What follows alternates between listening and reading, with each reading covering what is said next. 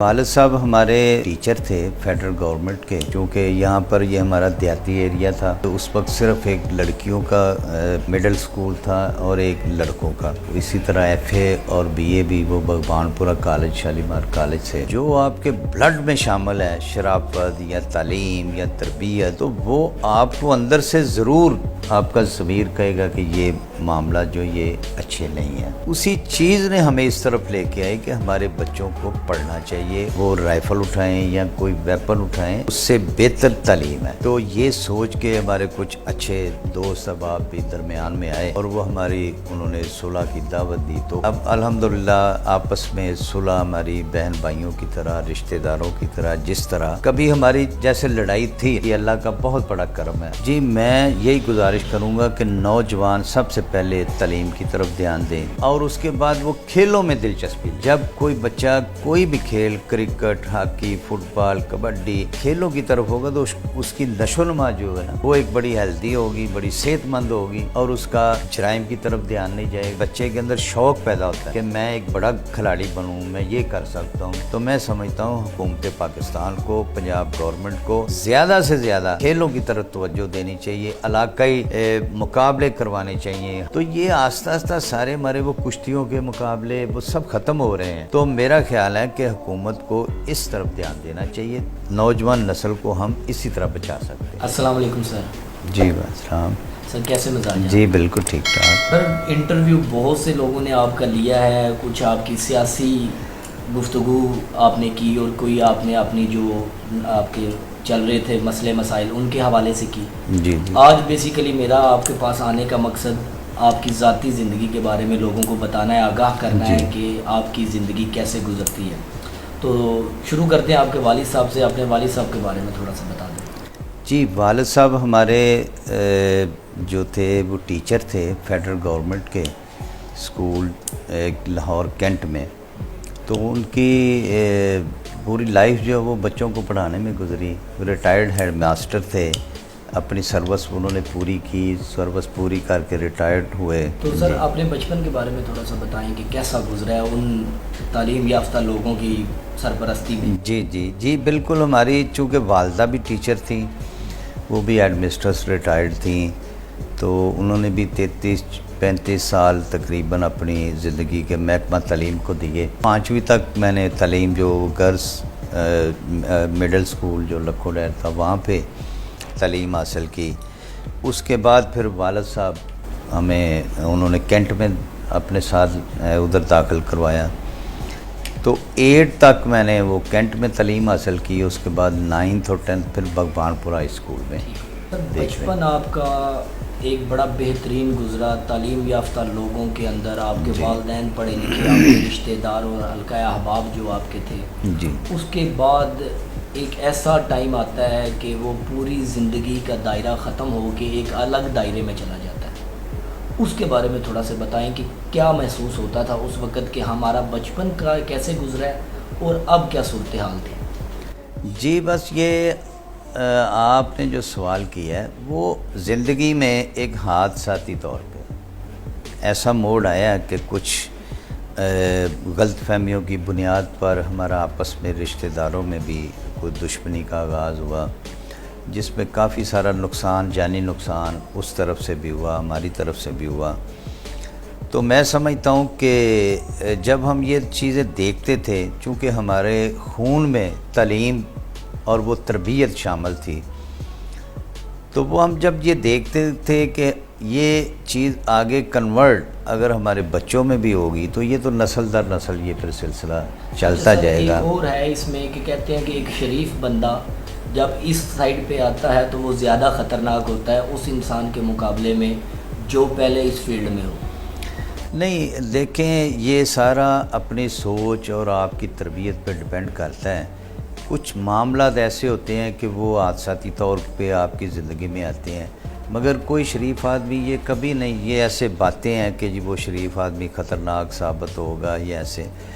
جو آپ کے بلڈ میں شامل ہے شرافت یا تعلیم یا تربیت، تو وہ آپ کو اندر سے ضرور آپ کا ضمیر کہے گا کہ یہ معاملہ جو یہ اچھے نہیں ہیں۔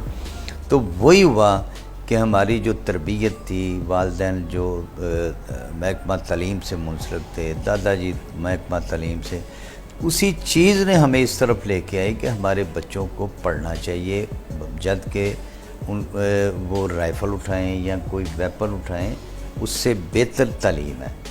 تو یہ سوچ کے ہمارے کچھ اچھے دوست احباب بھی درمیان میں آئے اور وہ انہوں نے صلح کی دعوت دی۔ تو الحمدللہ اب ان معاملات کو میرا خیال ہمیں رپیٹ بھی نہیں کرنا چاہیے، دہرانا بھی نہیں چاہیے، میرا مقصد کیونکہ اب الحمدللہ آپس میں صلح ہماری بہن بھائیوں کی طرح، رشتہ داروں کی طرح، جس طرح کبھی ہماری جیسے لڑائی تھی نہیں، الحمدللہ یہ اللہ کا بہت بڑا کرم ہے، اللہ کی رحمت ہے کہ یہ بہت کم لوگوں کو نصیب ہوتا ہے۔ اللہ نے ہمیں یہ عطا کیا اور ہم نے الحمدللہ آج بالکل 25 سالہ دشمنی کا ختم ہو جانا، یہ بھی ایک بہت بڑی بات ہے کہ ہمارے کلچر میں بیسیکلی چھوٹی چھوٹی بات پہ لوگ لڑ پڑتے ہیں اور وہ سالوں سال دشمنیاں چلتی ہیں، جن میں اپنے بہت ہی قریب کے رشتہ دار جو ہوتے ہیں، آپ کے بھائی بہنیں، ایسے افراد ہوتے ہیں جن کی جانیں ہمیں دینی پڑتی ہیں۔ تو یہ ختم ہونا بڑی بات ہوتی ہے، تو اس بارے میں آپ بتائیں کہ کیسے، کس کو خیال آیا اور کس نے یہ فرشتہ صفت انسان کون تھا جس نے یہ کوشش کی؟ جی بالکل، یہ معاملات ایسے ہی ختم ہوتے ہیں جب تک میں سمجھتا ہوں کہ مخلص اور ایمانداری سے بات کرنے والے دوست احباب جب تک نہ ہوں تو یہ معاملات ختم نہیں ہوتے۔ تو یہ ہماری صلح کے اندر، صلح میں سب سے جو بڑا مین کردار تھا، جو ہمارے بڑے اچھے ساتھی دوست، ہمارے بھائی، وہ حافظ نعیم صاحب ہیں اور بلال جمشید صاحب ہیں اور خواجہ عمران صاحب، جن کا تعلق پاکستان مسلم لیگ نون سے ہے، جنرل سیکرٹری نون لیگ لاہور ہیں۔ یہ ہمارے 3-4 بھائیوں نے، ان کے دل میں یہ خیال آیا کہ اس کام کو ہمیں روکنا چاہیے، تو وہ ہماری طرف پیغام لے کر آئے، ہم نے ان کو مثبت جواب دیا۔ پھر دوسری طرف ہو گئے سہیل شفقت بٹ، ہمارا بھائی، چھوٹا بھائی ہے، اور شفقت بٹ اور صابی بٹ، سب جتنے معظم بٹ، سارے آپس میں ہم عزیز و قارب ہیں۔ تو وہ پھر اس طرف پیغام لے گیا، ادھر سے بھی اچھا اور مثبت جواب آیا۔ تو یہ میرا خیال ہے کوئی لمبا عرصہ نہیں لگا، یہ صرف 2 یا 3 دن میں یہ ہماری صلح اللہ کی طرف میں بس یہی ہم کہہ سکتے ہیں کہ جب اللہ تعالیٰ کی طرف سے یہ ہمارے اوپر ایک خاص اللہ نے رحمت کی، جیسے آپ نے یہ بات ابھی فرمائی کہ ایسے معاملات جلدی ختم نہیں ہوتے، زندگیاں نسل در نسل یہ چلتی ہیں، تو میں سمجھتا ہوں کہ یہ اللہ کا ہمارے اوپر خاص ایک کرم ہوا ہے، اللہ کی رحمت ہوئی، اور ہم اللہ تعالیٰ کا شکر ادا ہی نہیں کر سکتے۔ کچھ لوگ سمجھتے ہیں کہ یہ پتہ نہیں میری انسلٹ ہو گئی ہے، پتہ نہیں میں، یہ سب باتیں فضول ہیں۔ آپ اللہ کی آپ کے اوپر، میں سمجھتا ہوں ہم سب کے اوپر رحمت ہوئی، اور ہم اللہ کا شکر ادا کرتے ہیں کہ اللہ تعالیٰ نے یہ ہمارے معاملات پہل کس نے کی تھی، یا انہوں نے ایک جگہ پہ بٹھا کے صلح کروا دی؟ جی پہلے وہی میں نے عرض کی کہ دوستوں نے ہمارے پاس آئے، ہم نے ان کو مثبت جواب دیا، پھر دوسری طرف گئے، ادھر بھی مثبت جواب ملا، تو اس کے بعد ہم نے ٹائم کر لیا آپس میں بیٹھنے کا۔ جب اللہ کا کرم ہو اور دل سے آپ باتیں ختم کرتے ہیں تو پھر کوئی معاملہ ایشو ایسا نہیں ہوتا۔ تو میں نے آپ کو بتایا کوئی مہینے، سال یا عرصہ نہیں لگا، صرف 3 دن میں، مگر بس اللہ کا کرم، بس یہی ہم کہہ سکتے ہیں۔ بیسیکلی اگر بات کی جائے تو ہمارے پنجاب کا جو کلچر بن چکا ہوا ہے کہ چھوٹی سی بات پہ لڑائی اور ایک دوسرے کو قتل کر دینا، ان لوگوں کے لیے ایک ایسا پیغام دیں کہ ان لوگوں کو یہ سوچنا چاہیے کہ یہ ہمارے لیے غلط ہے۔ جی میں سمجھتا ہوں جی یہ سب سے بڑی لفظ، شاید میں کوئی غلط نہ بول جاؤں جو کسی کو برا لگے، میں سمجھتا ہوں یہ جہالت ہے، بدقسمتی، یہ جہالت ہے، بدقسمتی ہے، اور بہادر آدمی میں اس کو کہتا ہوں جس کے اندر برداشت ہو، اور جب آپ کے اندر برداشت ہوگی تو آپ بہت سارے مسائل سے بچ سکتے ہیں، بہت سارے لڑائی جھگڑوں سے بچ سکتے ہیں۔ کوئی آپ کو آ کے کہتا ہے جی فلاں بندہ آپ کو یوں کہہ رہا تھا، فلاں، آپ کے اندر برداشت نہیں، آپ فوراً بھڑک اٹھیں گے، پتہ نہیں وہ بات سچ ہے جھوٹ ہے۔ جب آپ کے اندر برداشت ہوگی تو آپ اس بات کو غور سے سنیں گے, غور سے دیکھیں گے, برداشت کریں گے, اس کی تصدیق کریں گے. ہو سکتا ہے وہ فوراً جھوٹ ریئیکشن نہیں دیں گے. ہو سکتا ہے وہ بات جھوٹی ہو اور آپ کو غلط قدم اٹھا لیں. تو میں سمجھتا ہوں بہادر آدمی وہ جس کے اندر برداشت ہے. تو میں یہی پیغام دوں گا کہ خدا را جن لوگوں کی دشمنیاں پنجاب میں ہیں, پاکستان میں ہیں, وہ ہماری مثال لیں اور دشمنیوں کو ختم کریں, اپنے آنے والی نسلوں کی تباہی سے بچیں.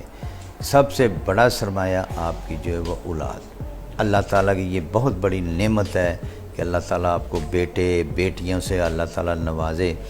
تو آپ اپنی نہ سوچیں, اپنی آنے والی نسلوں کا سوچیں کہ ہم ان کو بندوق نہ دے کے جائیں, بلکہ ان کے ہاتھ میں ہم قلم دیں, تعلیم دیں. وہ اچھے بجائے بندوق پکڑ کے ہم سمجھیں کہ یہ علاقے میں چودھری ہوگا, اگر وہی بچہ پڑھ لکھ کے ایک آفیسر بنے گا تو معاشرے میں اچھی زندگی گزارے گا, اور میں سمجھتا ہوں اس سے بڑی چودراہٹ کوئی نہیں. آخری سوال میرا کہ نوجوان نسل جو ہے ان کے اندر جذباتی وہ بہت ہیں, وہ دشمنی ایسے ہی چھوٹی چھوٹی بات پہ لڑ پڑتے ہیں. ان کو کیا پیغام دیں گے کہ ان چیزوں سے کیسے بچیں, کیونکہ آپ نے اس دشمنی کو, اس لڑائی کو بڑے ہی قریب سے دیکھا. جی میں یہی گزارش کروں گا کہ نوجوان سب سے پہلے تعلیم کی طرف دھیان دیں. جب کوئی بچہ, کوئی نوجوان اسکول جائے گا, کالج جائے گا, اس کا دھیان تعلیم کی طرف ہوگا, اور اس کے بعد وہ کھیلوں میں دلچسپی لے. جب کوئی بچہ کوئی بھی کھیل, کرکٹ, ہاکی, فٹ بال, کبڈی, جب کوئی بھی بچہ کھیلوں کی طرف ہوگا تو اس کی نشو و نما جو ہے نا وہ ایک بڑی ہیلدی ہوگی, بڑی صحت مند ہوگی, اور اس کا جرائم کی طرف دھیان نہیں جائے گا, منشیات کی طرف دھیان نہیں جائے گا. تو ہمیں اپنی نوجوان نسل کو سب سے پہلے, سب سے بڑی لعنت ہے منشیات, اس سے بچانا ہے, اور ہمیں اپنی نوجوان نسل کو کھیلوں کی طرف لے کے جانا چاہیے. جب ان کی پھر بچے کے اندر شوق پیدا ہوتا ہے کہ میں ایک بڑا کھلاڑی بنوں, میں یہ کر سکتا ہوں, جب کہ وہ بجائے غلط کاموں کی طرف رجحان بڑھے. تو میں سمجھتا ہوں حکومت پاکستان کو, پنجاب گورنمنٹ کو زیادہ سے زیادہ کھیلوں کی طرف توجہ دینی چاہیے. علاقائی مقابلے کروانے چاہیے ہر گیم کے, کرکٹ, فٹ بال, والی بال, ہاکی, کبڈی ہمارا خاص طور پر پنجاب کا کلچر بھی ہے. تو وہ ایک ایسی گیم ہے کہ اس پہ بندے کو ایک شوق پیدا ہوتا ہے کہ میرے اندر طاقت ہو, میرے اندر اتنی میں مضبوط جسمانی طور پہ ہوں کہ میں یہ مقابلہ کر سکوں کبڈی کا, کشتی کا. تو یہ آہستہ آہستہ سارے ہمارے وہ کشتیوں کے مقابلے وہ سب ختم ہو رہے ہیں. تو میرا خیال ہے کہ حکومت کو اس طرف دھیان دینا چاہیے, نوجوان نسل کو ہم اسی طرح بچا سکتے ہیں. چلے سر, بہت شکریہ. جی, اللہ تعالیٰ آپ کی صلح اور آنے والی جو زندگی میں خوشیاں ہیں ان کو اس طرح قائم و دائم رکھیں.